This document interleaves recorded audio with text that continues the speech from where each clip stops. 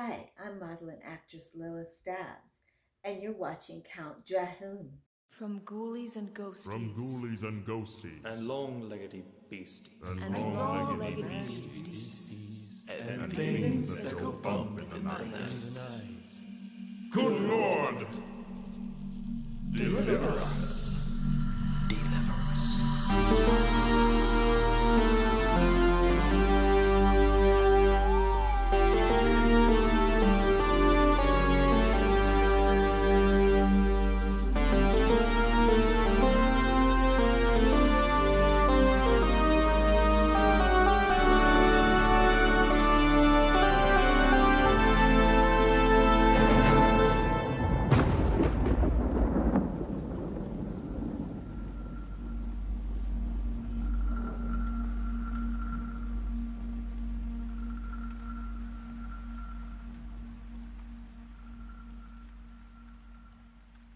Good evening, spooks and spookettes. CountDrahoon here, and tonight I present to you a segment of Interviewed by a Vampire, the very first of 2025. Tonight, I have a good friend of mine and fellow horror host who I recently had the privilege of meeting in person in the wild and exotic country of Mississippi. Tonight, I have my good friend, the host of After Hours Cinema, Mr. Lee Turner. Lee, welcome to CountDrahoon Presents. Well, Count, it's a pleasure to be here, and I want to echo what you're saying. You were definitely in wild country when you were down in South Mississippi. We appreciate the Count kind of gracing us with his presence there at this wonderful inaugural fundraiser we were doing. Again, just so honored that you attended. Well, we're definitely going to talk more about that, but I had a great time in Biloxi, Mississippi. It's a beautiful town, a beautiful community of independent creatives. But before we talk about the motley crew, as it were, I want to know a little bit more about you. What got you interested in really the entertainment industry, but more specifically into becoming a horror host? Well, I kind of dabbled with it for years, lived in Los Angeles for 4 or 5 years in the late 90s, early 2000s, and then kind of completely forgot about it until a person with Diamond Championship Wrestling contacted me about wanting to run a commercial in their local wrestling promotion and said he could do me a commercial for my law practice for, I want to say it was either 175 a month or $200 a month. And I'm like, there's no way you can do a commercial that inexpensive. And come to find out that was correct. I learned about low power TV stations, the MeTV affiliate WGUD in Pascagoula. Met Tim Wall, Hunter Bickham, kind of got to know those guys, and another host that I used to follow on a defunct website called IndieHorror.tv. A guy named Les Robb with the Angry Brothers said, "Lee, you would make a great host. You have such an encyclopedia knowledge of horror films." I'm like, look, that's great, but I don't know about dressing up as a character, being an attorney, what that would kind of do with my pricing. We'll just play it like Bob Wilkins. And I'd heard of Bob Wilkins and Stanley with Creature Features and had vague knowledge of them and kind of did a deep dive in research. And then, After Hour Cinema was born, and it has exceeded all expectations. You got very lucky to find a young man named Josh Price to help put the show together, write the scripts and everything. So again, it's just been a blessing. It's exceeded all my expectations. I mean, the fact that, if we would have done 10 episodes and it never saw anything besides that, I would have been happy to be doing it 7 years later on lots of different platforms, and all the opportunities that it's exposed me to. It's just been amazing to me to think that it started from that little seed of somebody walking in trying to sell a wrestling promotion commercial. So That's a there's a heck of horror and wrestling connection. a So you have this, shall we say, this everyman persona. It's very different. Most horror hosts, as you pointed out, are like myself, supernatural creatures. You might be one of the first non-mutant, non-monster horror hosts to grace the tiny screen, or whatever the vernacular is, the slang term for television. What I'm curious about, though, so before the commercial opportunity fell in your lap, were you familiar at all with horror hosting? Like, because a lot of times, horror hosts, they usually can pick out one horror host that they grew up with, that they watched, that sort of inspired them to fall into the mix. Like Dr. Gangrene is often cited Sir Cecil Creep, and of course, if you live in Nashville, a lot of folks are quite familiar with his work. But was there anyone like that in TV history for you? That's so funny you mentioned Sir Cecil Creep. I mean, I can remember him not watching him. I didn't grow up in the Nashville area, but I remember when they used to have the TNN network, the Nashville network, and when he had Phantom of the Opry, I certainly remember watching that when I was young. Obviously, I remember Elvira, and I also remember some specials with kind of like Zachary and things of that nature. But just kind of always been a big fan. When streaming platforms came out, I mean, I can remember, watching some reruns on Saturday on, I don't know if you remember UHF television before cable. Anything past Channel 13 was UHF, and there was Channel 15 in nearby Mobile, Alabama. And they would typically show, I think they would show Morgus occasionally. Morgus, he was a host out of New Orleans, and then, it would be Morgus, Kung Fu on Saturday afternoons, a lot of times a monster or a Godzilla type movie. So certainly had an exposure, but was just very lucky to kind of always been a big fan of indie horror films and just kind of got back into indie horror in the around 2015, 2016, and was familiar with some hosts and kind of held the internet kind of brought it back. And then it just, an opportunity fell in my lap and I just ran with it. So, on that note, it's interesting that you bring that up. And one of the many things that makes After Hours Cinema um, very unique in terms of horror host programming is that you do play independent horror films on your show, which is kind of a rarity in a lot of that programming because, unfortunately, most horror hosts are sort of, myself included, are relegated to playing more public domain films because of limited resources.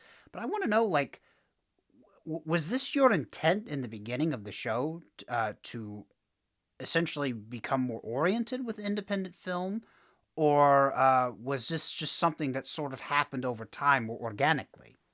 It was a combination of the two. Like I said, I had some indie horror film connections prior to the show, and then the show was kind of a platform to kind of reach back into that, dip out of that well, so to speak. And been lucky enough to show some great indie horror directors. One of the most viewed episodes we ever had was for a horror film called Daisy, directed by Michael S. Rodriguez out in California. It starred Sparkle Sujian. It had just a lot of great people in the thing. It had just a lot of local talent to California, but there's some talent from around the country that kind of flew in for it. We've shown several of his films. We just showed Interfere. We had a great shout out from you. Really appreciate that in Interfere. And then but again, it's been my contention. If you're gonna just there's only so many times that you can show Night of the Living Dead. There's only so many times you can show White Zombie. There's only so many times that you can show while they're classics and they never get old. You got to kind of do something to kind of freshen it up. And indie films have certainly been the thing. James Ian Mayer has sent us some great. He's an independent horror filmmaker out of Indiana, and he is. I always tip my hat to him because he is doing all this great work, with he doesn't crowd fund, he doesn't do anything like that. He's just built a business model or a filmmaking model for that lack of a better word that just works for him. So, and he has like a stock, kind of the way Roger Corbin, he has a stock company of talent. You kind of see the same actors and actresses over and over, but it's kind of it's heartwarming in a way the way they do it. So, I mean, again, they're not trying to be anything but great indie horror directors. So. Now, I may be putting you on the spot, but whether it's a showcase of independent film or perhaps a showcase of some of the classics that you mentioned, is there a particular episode of After Hours that stands out in your mind as either a favorite of yours or one that you seem to come back to and add more to the mix in terms of maybe the information that's conveyed or the entertainment value of that episode? Well, there's a couple on it that's really hard to pin down. One of the best episodes we've ever done, a favorite of mine, is we did a special election episode of The Werewolf of Washington, and we had all these great promos recorded by actress Jennifer Nangle, who played Queen Malvolia. Actress Sherry Davis was in it, who has an impressive resume. We had Elise Costin, Rachel Waits, against Markle Suji, we had just a lot. Pamela Sutch and Monica Hayes. I have been very blessed to have gotten to work with Pamela Sutch and Monica Hayes. That was a marquee episode for us, and we've kind of revamped it and revitalized it. Also, our Christmas episode, we always go all out for a annual Silent Night, Bloody Night. We try to bring something different every year to the mix, and that's turned into a marquee episode for us. We've also we've also had some other specials. We brought in some special guests, like Brink Stevens has been on some episodes. Jennifer Moriarty, again, just really proud of those. Lisa London has been in some, has made some appearances. Really trying to bring some of those legendary talents, mixing them in with the independent people and the newer people of today. So, but again, those are two kind of standout episodes as far as that. We also really enjoy showing Horror Express. We've done that episode a couple of different times and recut it. It's one of the crown jewels of the public domain, in my opinion, is Horror Express, Carnival of Souls. You know all kind of the top 10 of those. And I really love some of those Italian horror films. There's some of those are they're status in the public domain is a little iffy, but luckily no one's messed with Blancheville Monster or Horror Express, thankfully. So I want to talk a little bit more about that, but before I move on, our world seems to get smaller and smaller. Jen Nagel, Queen Malvolia, happens to be a good friend of mine. I had the privilege of running into her once for her debut for Body Count, the Malvolia movie that she made.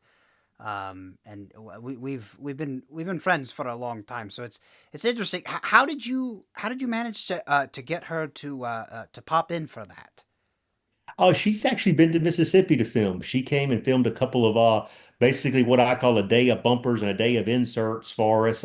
We were blessed to have her and Sherry Davis. She came. I met them.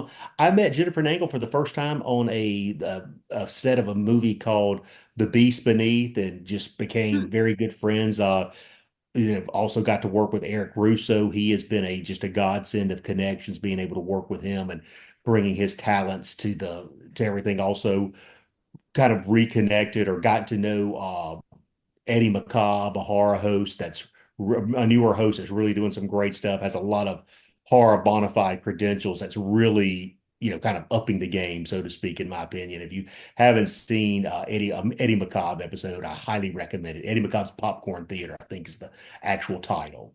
Yes, I actually just ran across him fairly recently. He was featured on an episode of The Chopping Block last year for Kings of Horror, so that's a pretty big deal. Yeah, he's top notch. You mentioned some movies that are gems in sort of the public domain sphere. Which movies would you recommend for an upstarter that, you know, may be a little bit low on resources, but high on creativity, and maybe wants to do something a little different in terms of the kinds of movies that they want to show on their show? So, like, what public domain films would you start out with if they didn't want to go the more traditional route of showing Night of the Living Dead or Killer Shrews or something of that nature? Well, first thing I would tell them to do is become experts in navigating the Internet Archive and the public domain. They have the public domain mark on the Internet Archive. You can get in the weeds a lot of times, but you can find some gems. I would also scour some public domain film distributor catalogs. Those are kind of going to the wayside. There's still a few public domain distributors out there, and they're really good for finding films that don't have a watermark on them or don't have any slightly better copies than what you're going to find on archive.org or YouTube or some of the torrent sites. I would kind of avoid the torrent sites. I would really focus on, delving into the Internet Archive, researching the public domain status, and then just, avoid, like you said, avoid Night of the Living Dead, avoid White Zombie, Killer Shrews. For the time being, you certainly always want to come back. I mean, Night of the Living Dead is one of the greatest horror films of all time, certainly the greatest public domain horror film, but there's only so many times that you can show that, or every host starts off with that. Do something a little different. I mean, like to me, one of the greatest horror film, one of the probably the second greatest public domain horror film is Messiah of Evil. That's a classic 70s, it's a color film. But if you get into the Internet Archive, I mean, there's also, Night of Bloody Horror, a 1969 horror film that was shot in New Orleans that stars Gerald McRaney, who played Major Dad on Simon and Simon. His first film role ever was a horror film called Night of Bloody Horror. It's and then look at recutting them. Look at how you can kind of use modern editing technology to try to improve the film. We've done that we took Dungeon of Harrow, and a lot of times back then, since you have all these hosting bits and everything, it's not as important for you to try to drag it out to 90 minutes like a distributor back in the day would. So you can kind of help the pacing, so to speak. You can cut out a unique thing that we did, and I hate that I did forgot to mention this. We did there's a film called Legacy of Blood. The 1971 is public domain. There's kind of a remake, a 1978 version, sometimes called Will to Die or Legacy of Blood. That's not public domain, but the 1971 version, we made an anniversary edition of that, and we actually filmed a new scene using modern technology with actress Elise Costin to try to tie it together and make a little more sense. And we actually recut it, added some different music to it, just something to make it stand out a little bit. I mean, again, anything that you can do to differentiate yourself and just really focus on quality. So at the top of the show, you mentioned the gala that you invited me down to at Biloxi, Mississippi, and I had a wonderful time. One of the things that really won me over to you, probably not the right turn of phrase, but the biggest thing that impressed me about you is that you have an uncanny talent of bringing people together. And it seems to me that down in Mississippi, there is a very vibrant collection of independent artists, independent creatives, folks that work in the horror sphere, maybe folks that are more fellow travelers. I just want to talk to you about that. Like how are you able to sort of put that all together?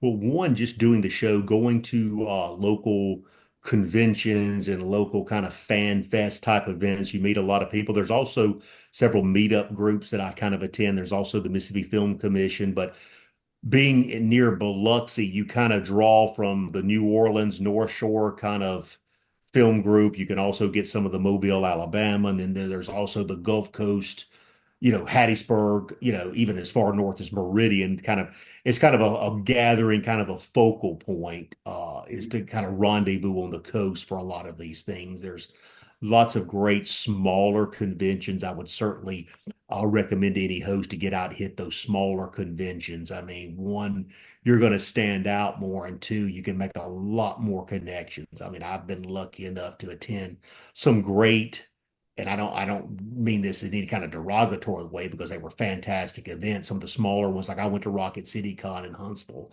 Alabama. I made some great connections there. Wonderful people, wonderful organizer. It was great for networking. Just got back from the South Mississippi kind of Toy Fest pop culture convention, so to speak, and it was a free event for all attendees. It was great networking for all the special guests, all the people that had fan tables.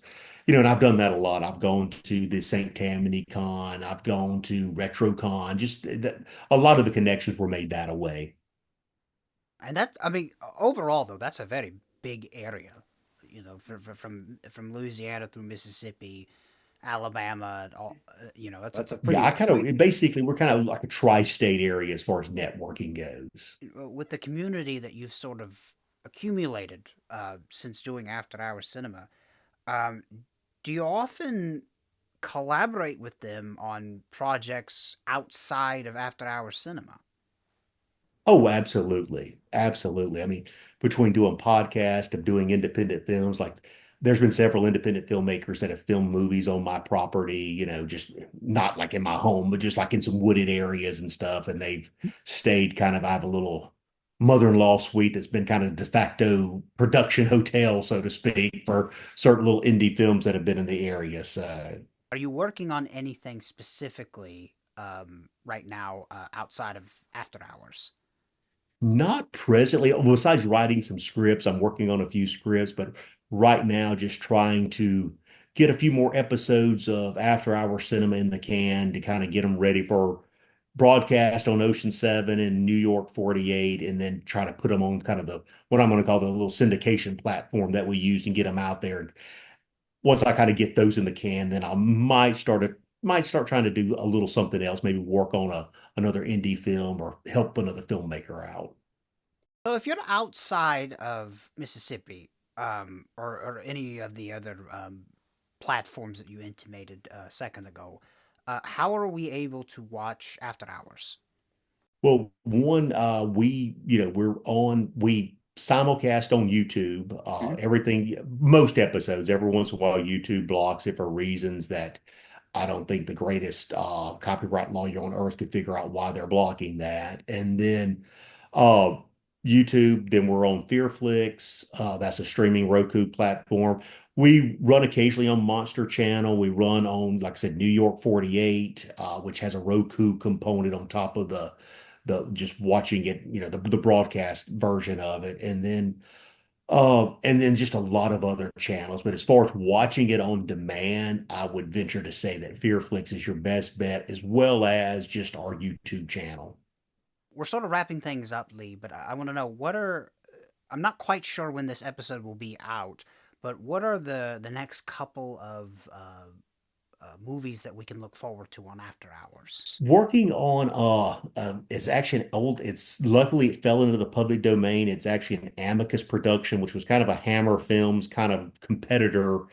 It's a sci-fi film called They Came from Beyond Space, has a unique cast. It's one that's been kind of overly unfairly riffed on, in my opinion. We're working on an episode of that. It's a 1967 color film, kind of a bigger budget, than some of the stuff that we do. I'm also going to show the aforementioned Night of Bloody Horror with Gerald McRaney, his very first film credit, a color kind of a regional horror film. And then we're going to probably dig back into the independent film well and do a couple more independent horror episodes.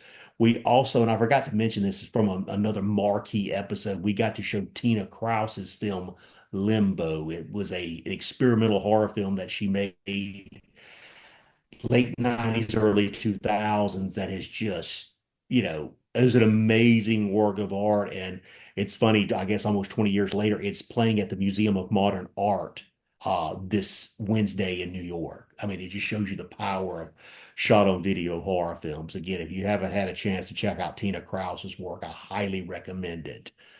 She would be a phenomenal guest as well for the count. Okay, well, thank you for that recommendation. So, before we wrap up, really quick, where can we follow After Hours Cinema to keep tabs on you and to see when we can tune in for the next episode? We're on all the major platforms, just After Hour Cinema on Facebook, After Hour Cinema. I think they might be separated by underscore on Instagram as well as Twitter. It's actually After Hour Sin, just CIN on Twitter. And then we've started a slasher, the social media slasher app. We've started a account on there, still kind of in the infancy on that, but we're on all of the major platforms. Please give us a follow, like, add, or subscribe. Unfortunately, we had a bad YouTube hacking incident, about a year ago. We've really struggled to rebuild our audience, but we use YouTube primarily as a simulcasting tool and as an archive tool for us. So, but again, check us out. You won't be disappointed. Again, especially if you love the classes, but if you want to see something independent, like on our YouTube, we've got Interfere, we've got Limbo, we've got Fangs by James Ian Mayer, we've got just some great films that you're just not going to find anywhere else. I really want to thank you for coming on. You were a delight, and you have an open invitation on any time that you want to come back on. And we'll be sure to put all the links to your social media and the simulcasts so the folks can check out After Hours Cinema. Thank you so much, and I love Nashville. If anybody out in Nashville hasn't gone, go visit the Sir Cecil Creek historical marker. Great, Dr. Gangren did a great job getting that historical marker up. Yes, he did.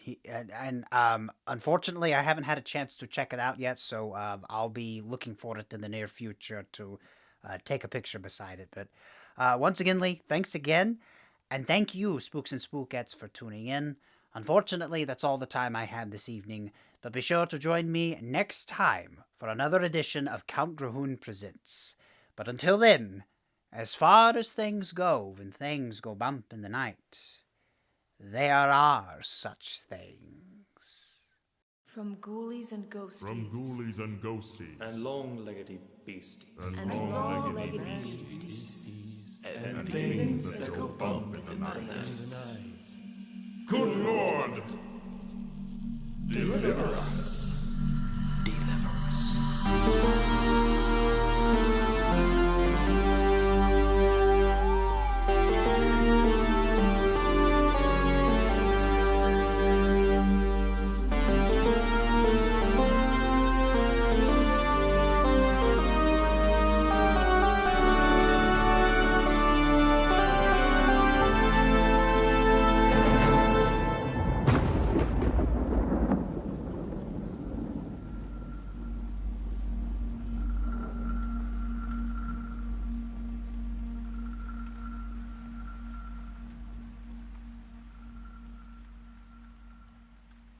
Hello there, Spooks and